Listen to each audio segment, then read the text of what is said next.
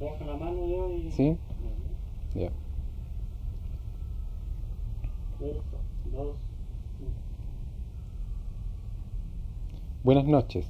Para la Corporación de Televisión de la Universidad Católica de Valparaíso es motivo de orgullo tener la oportunidad de conversar con el realizador chileno Raúl Ruiz, cuya fama a nivel internacional ha logrado amplia difusión en todos los círculos especializados, no solo del cine, sino a nivel de la cultura en general.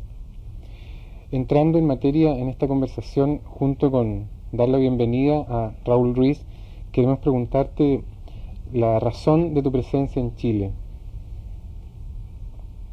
Yo digo que vivo en Chile, yo vengo todos los años, la última vez que vine fue en febrero y digamos que trabajo en Europa, que vivo en Chile, que viajo todos los años a Europa, que la oficina me queda un poco lejos, como dice uno de mis productores, Menahem Golan, que vive en Israel y trabaja en Los Ángeles. Es curioso encontrarse con algunas personas que dicen que a Raúl Ruiz lo han divisado a la salida de una librería en Viña del Mar o a la salida de un café en Santiago. ¿A qué se debe la presencia tuya un tanto misteriosa? Vengo a ver a mi familia, a mis padres, a los amigos, y cada vez que junto un poco de trabajo me vengo y acumulo un poco de materia aquí y me devuelvo. En este caso, el canal ha estado en contacto con la obra tuya para presentar un material que fue preparado por el Ministerio de Asuntos Exteriores de Francia. Este proyecto culminó en un trabajo que se llama Rompehielos, junto a otros dos cineastas. Esta obra, este trabajo audiovisual, ¿qué te dejó como experiencia en el Polo Norte? Aparte de un brazo lleno de fierros por dentro, porque tuve un accidente, la sorpresa de constatar que una experiencia que yo no veía, que nadie de los que estábamos en esta experiencia, salvo el que creyó en ella, que era el productor, nadie creía que podía funcionar. Nos dimos cuenta que tenía una coherencia, una vez visto que efectivamente tres realizadores que se les deja en libertad con algunas reglas de juego precisas y se les deja hacer una película sobre un tema en común, crean no tres películas distintas, sino una cuarta película, que no es ninguna de las tres.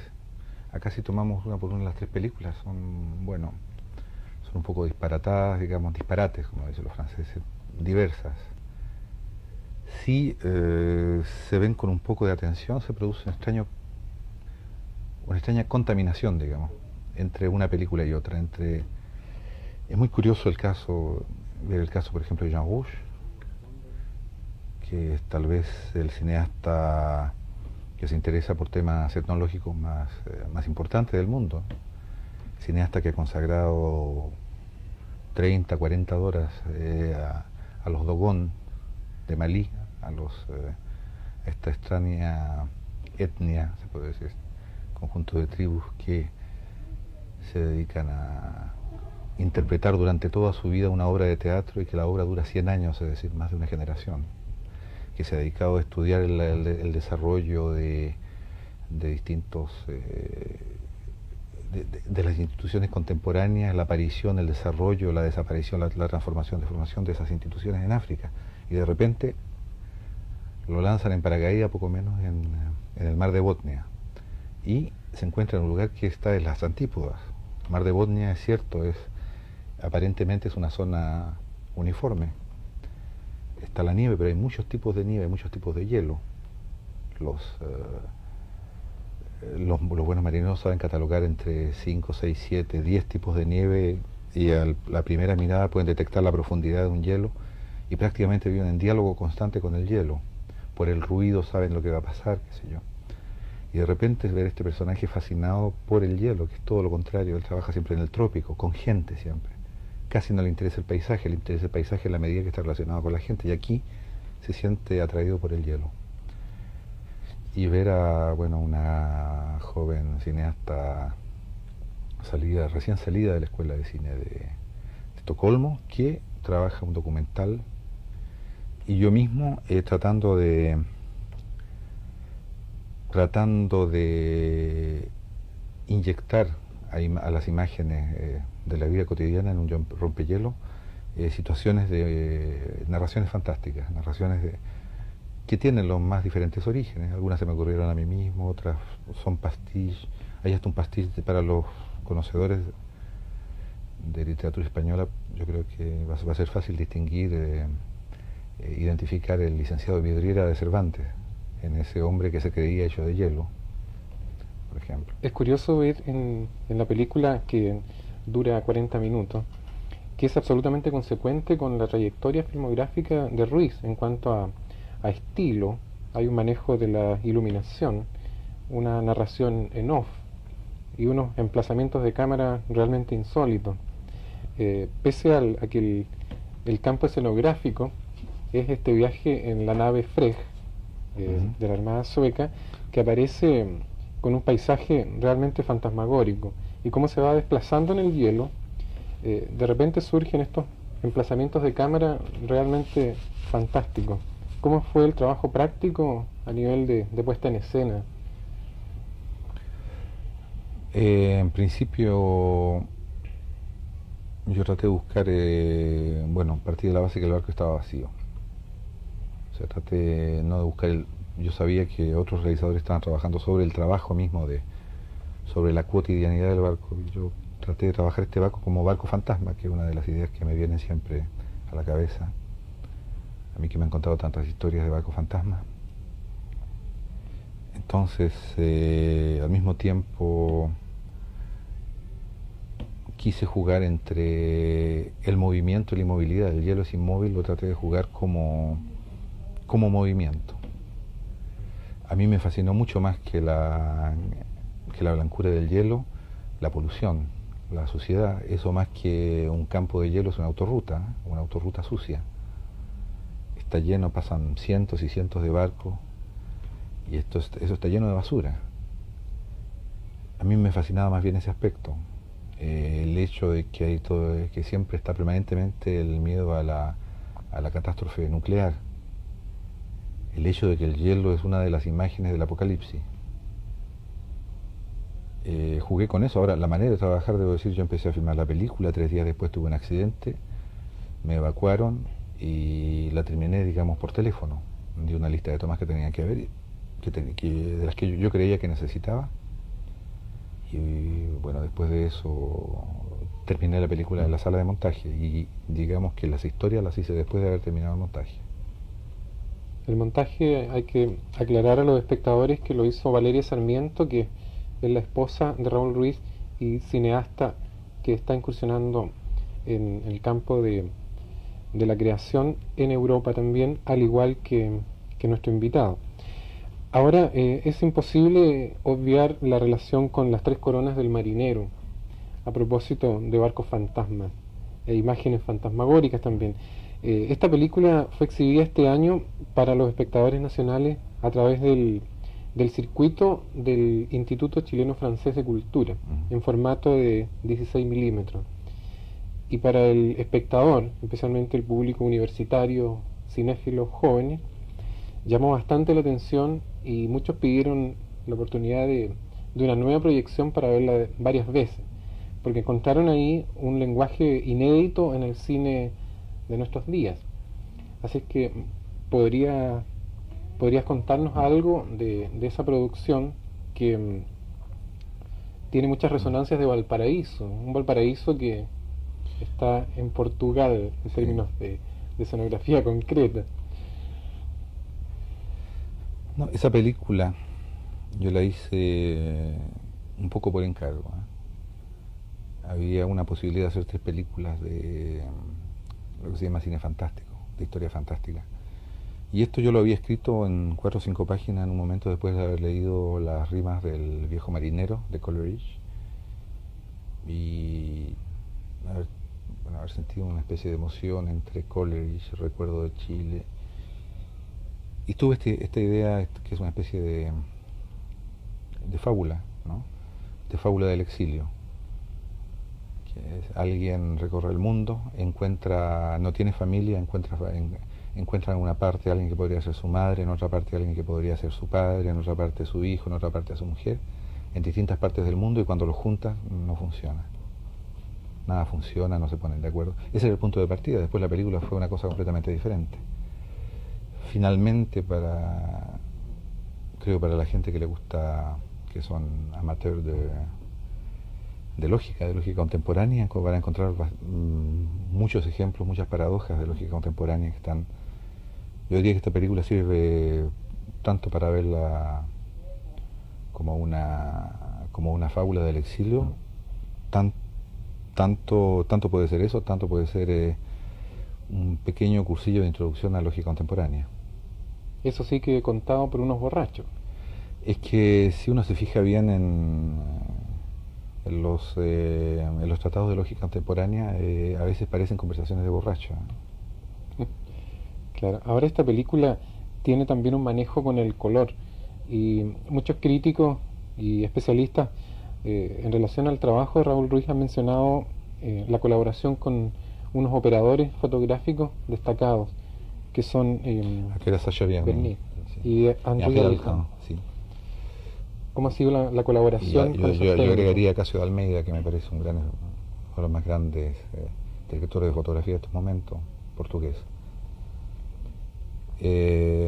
No, Sacha Bernier es muy clásico, su especialidad es el blanco y negro. Hizo el año pasado Marienbad, Hiroshima mi amor, qué sé yo, en color hizo Belle de Jour, Bella de Día, de Buñuel.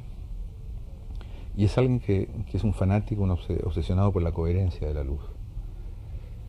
Y a mí, de las lecturas del suplemento dominical de la Estrella, me habían quedado los recuerdos de Milton Caniff en cosas como Terry y los piratas, en que justamente juega con cambios bruscos de angulaciones y de luz.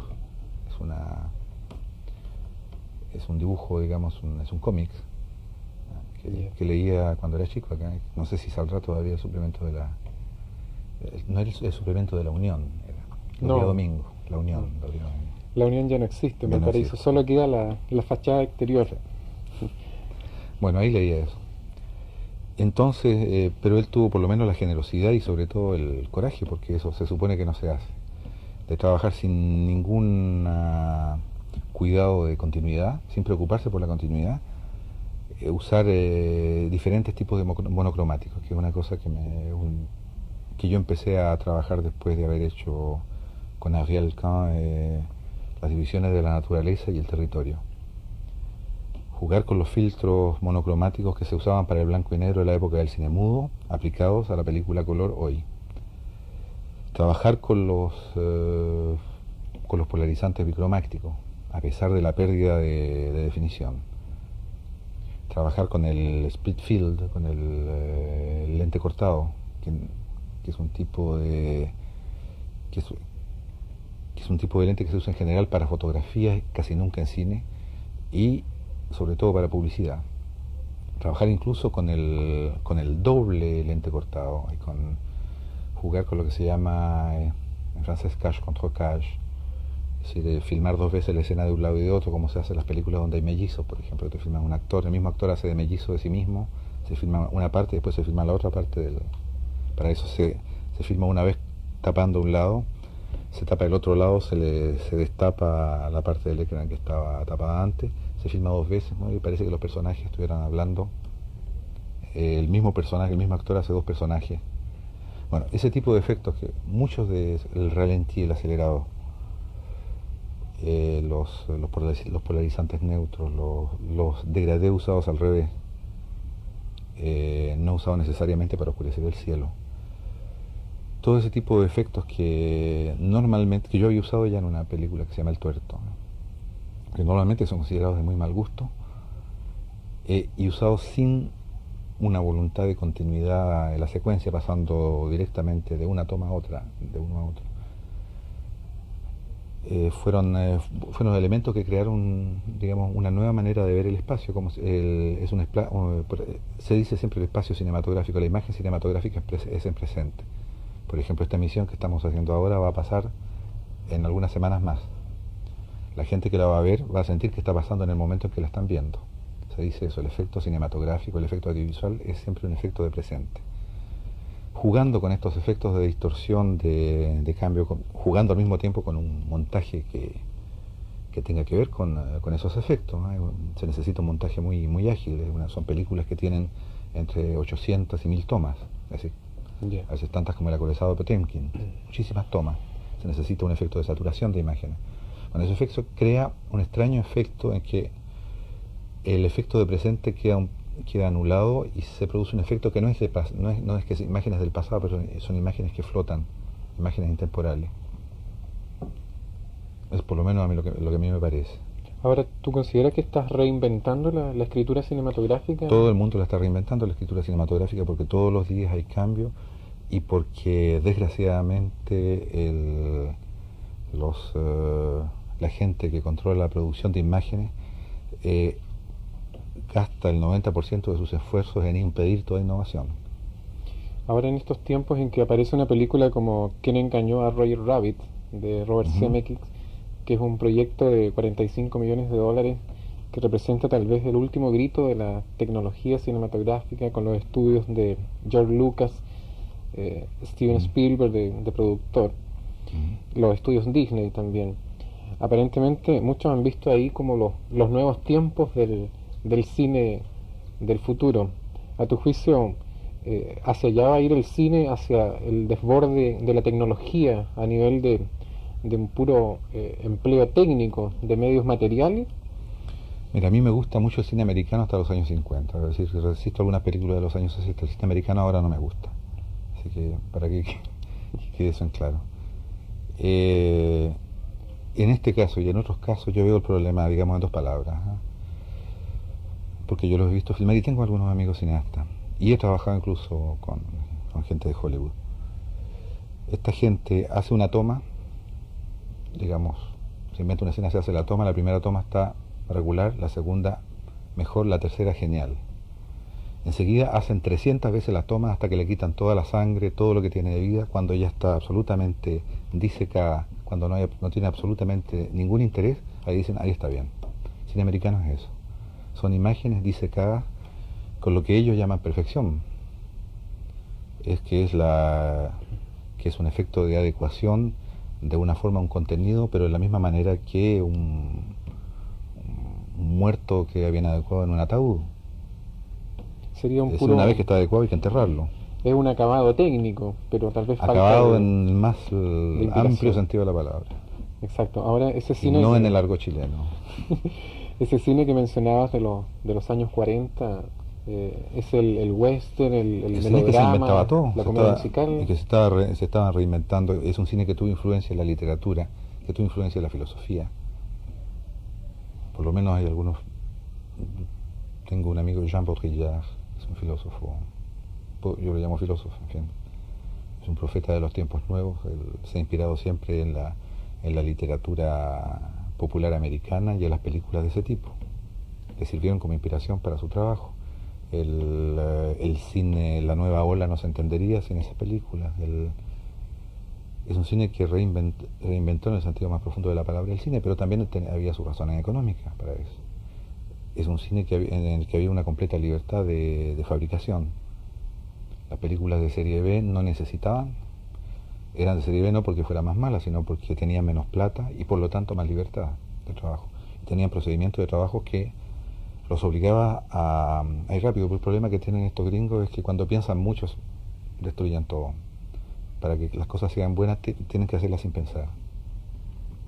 Ahora eso Digo se conecta con tu formación en Santiago, en los inicios en el teatro también, ese gusto cinéfilo por algunas películas del melodrama, en el caso de Douglas Sirk, Minelli también. Douglas Sirk es mi señora, dirigirse a mi señora. A mí me gusta Douglas Sirk, que lo vi un par de veces. No es un maestro, él es un maestro. Hay un aspecto un poco triste como el caso de Fritz Lang, que son gente que estaba destinada a hacer realmente grandes cosas y que el cine americano los acható, los redujo, pero que fueron sin embargo capaces de hacer cosas muy importantes a pesar de todas las limitaciones. a las que estaban sometidos. No, a mí me gusta Minelli. Bueno, yo digo que no me gusta el cine americano, en realidad. En Blake Edwards me sigue gustando mucho, por ejemplo. Pero yo no lo tomo como un cineasta de los... mi tirria es con el grupo de Spielberg. Ahora en esa llamada cultura del forestal, el Bosco, ¿cuáles eran las fuentes culturales, literarias? Wittgenstein. Wittgenstein, Whitehead y Bertrand Russell esos eran los personajes de la época. Pero eso era el Bosco, ¿no? El forestal ya fue otra cosa, ahí ya yo estaba muy viejo para eso, ya tenía casi 28 años. Creo. Estoy hablando, mis tiempos no son los 60, son los 50. Claro.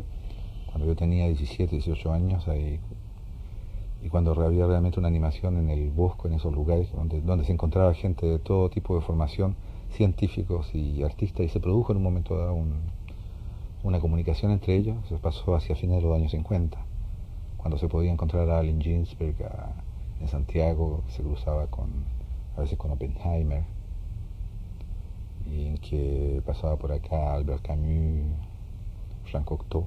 Esos son más bien los años 50. Los años 60 ya fue otra cosa. Claro. ¿No alcanzaba todavía a aparecer Alejandro Jodorowsky en esos tiempos? Estaba ahí, claro. Estaba ahí. Yo lo conocí poco, pero estaba ahí, sí. Él está en Europa, parece, haciendo cine. Me lo crucé hace unos 6 meses en un restaurante mexicano. No lo he visto más. Perfecto. Ahora esta película, Los Tres Tristes Tigres, que según contaban, fue vista por cerca de 30.000 personas, a lo más, en Chile, y después se le perdió la pista. ¿Qué pasó con la distribución de ese material? La película pasó en alguna parte en distintos festivales en Europa, y después de alguna manera quedó formando parte de las retrospectivas que hacen de mis películas. Parece que hubo algunos equívocos con esa cinta porque fue promovida en términos de cartelera comercial como película mexicana hasta cierto Poco menos, punto. Sí. Es un caso de sobrepromoción, porque no hubo una verdadera promoción en el sentido de que no se gastó plata en promover, pero hubo un entusiasmo de críticos muy distintos, muy dispares. Yo soy alguien que no podría quejarse de la crítica en Chile, por ejemplo. Esa película provocó un cierto entusiasmo, sobre todo porque la mayoría de los críticos eran de la misma promoción mía y teníamos más o menos las mismas ideas cinematográficas. Pero el resto del público no siguió. También se comenta en la película Palomita Blanca que se ha contribuido Eso ya es otro caso. a fomentar esta leyenda de Raúl Ruiz, que está depositada en alguna bodega de no se sabe dónde. Sí. Está precisamente ahí. ¿Fue estrenada en algún momento esa película? No, fue vista un poco después de los sucesos del 73 por algunos responsables de Chile Film. Fue prohibida la difusión en Chile y autorizada en el extranjero. Y fue la última vez que supe de esa película y le perdí la pista. Es curioso, acá el público chileno permanece totalmente al margen de la filmografía de Raúl Ruiz. Se conoce más bien por reseñas, estudios críticos, ese legendario ejemplar de Cahiers de Cinema dedicado a tu obra, pero las películas mismas no llegan. Se exhibió hace 2 o 3 años, me parece, en Santiago, un material con 3 largometrajes, Sí. pero sin subtítulos en español. Uno venía subtitulado, sí. La ciudad de los piratas, Los destinos de Manuel y Berenice. Yo quise traer esas 3 películas sobre todo porque era 3 tipos de películas, digamos, que económicamente podría haber hecho en Chile. No son películas hechas con muy pocos medios, pero con mucha ambición. Y que entre las cuales está, creo, de lo mejor que he hecho, de todas maneras. No es solamente porque sean baratas que las traje. También has incursionado en lo que se llama, en términos de formato, en el telefilme, que tal vez con un criterio demasiado purista era considerado como algo menor, pero conociendo lo que has mucho dicho ahí, telefilm, sí. se ha demostrado que permite un campo de maniobra bastante interesante. Incluso la película aparentemente de divulgación científica o incluso turística Siempre, si hay un espacio, si hay un margen de libertad, se puede hacer. Todo es materia de cine. Tu ubicación en Francia, en los medios de producción, ¿cómo fue al llegar allá? El respaldo para tus proyectos. Yo presenté, me dediqué a escribir proyectos, debo haber escrito unos 20 o 30, y 2 años después conseguí una oportunidad de hacer algo y después no he parado más. En síntesis es eso. Toda esa... Evidentemente, olvidándome que era chileno, es decir, lo primero que me quedó claro fue que no podía ser un cineasta en exilio, sino, si estaba en Francia, un cineasta que trabaja dentro del espacio audiovisual francés. Exacto. Te iba a comentar esa rapidez para filmar proyectos que terminan en un par de semanas. Eso obviamente que abarata los costos de producción, Muchos. pero desde el punto de vista de la creación artística misma, que Es ¿qué tal? ambiguo, puede ser muy bueno. Puede ser muy bueno porque cuando tú tienes que hacer un proyecto y tienes poco tiempo para pensar, te atreves a hacer cosas que jamás harías si lo pensaras 2 veces. Eso puede ser muy malo y puede ser muy bueno también. Muchas de las audacias técnicas muchas de las cosas que han funcionado mejor en mis películas yo las hice porque tenía poco tiempo. Si la hubiera pensado 2 veces no los hago. No me habría atrevido.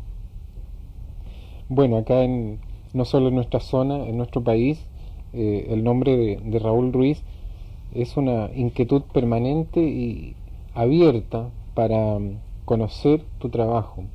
Esperamos que esta iniciativa de traer la cinta Rompehielos, con el patrocinio del Ministerio francés, se vuelva a repetir para conocer el resto de tu material filmográfico. Porque Yo sé que hay 20 es una películas gran mías que pasan inquietud. en Colombia en estos momentos, en Bogotá, y que van a pasar después en Venezuela. Debo decir a propósito no sé por qué, a propósito de Valparaíso, tal vez, que aquí mismo dejé varias películas hechas, inconclusas, pero que empecé a hacer en una época en que trabajaba con un grupo de gente del Instituto de Arte de la Universidad Católica, que en un lugar donde no terminé nada, pero que me dio la oportunidad durante un año de reflexionar, de trabajar, de pensar en hacer cosas y de plantearme esta extraña idea de que uno tiene que hacer lo que tiene ganas de hacer, como algo, de una manera normal, digamos. Ese Instituto de Arte todavía sobrevive en la Universidad Católica de Así Valparaíso parece. y ha promovido algunos encuentros de cine joven chileno Ujú. en los últimos años. Y también ahí se ejerce la única cátedra de cine que hay en Chile, a cargo del profesor don Mario Ferrer. Así es que esa semilla obviamente ha perdurado en el tiempo. Bien, por nuestra parte hemos tenido un agrado en conversar con Raúl Ruiz y esbozar, dibujar algo de su trabajo en Europa, y esperamos fervientemente que el material que conforma todo su aporte artístico pueda ser visto por el espectador chileno. Te dejamos, Raúl, la invitación para futuros encuentros y conversaciones en el Canal 4. Muy bien, gracias. Muy bien, buenas noches. Será hasta una próxima oportunidad. Muchas gracias.